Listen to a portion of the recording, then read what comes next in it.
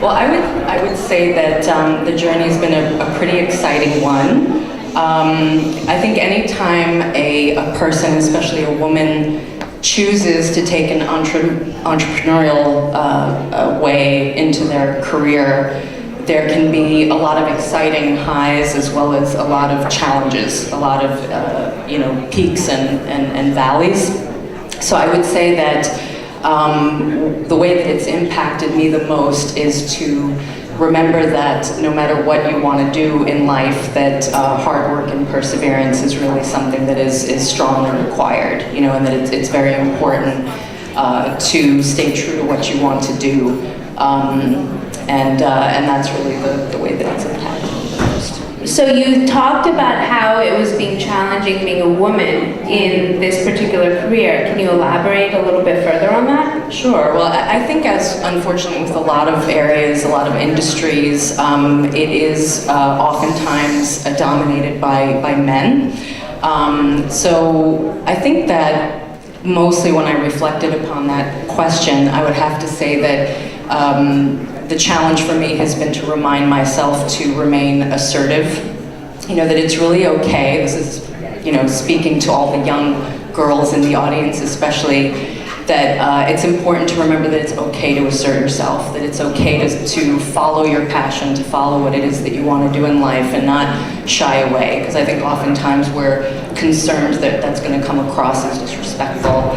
So, certainly there's been instances of sexism, instances such as that, but certain assumptions that are put on you as a woman, what your role should be. But I've just tried to reflect on remaining true to myself. That's the way that it has to be. So I guess, obviously as other professions grow in their career, how do you think that you have evolved as an artist?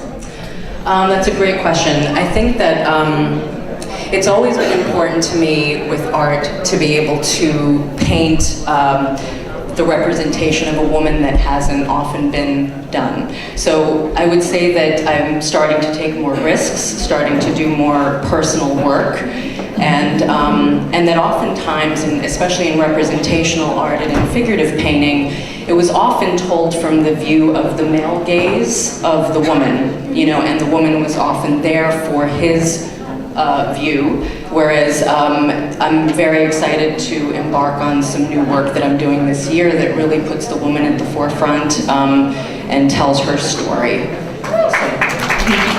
So I guess our final question would be, what have you found to be your greatest source of inspiration?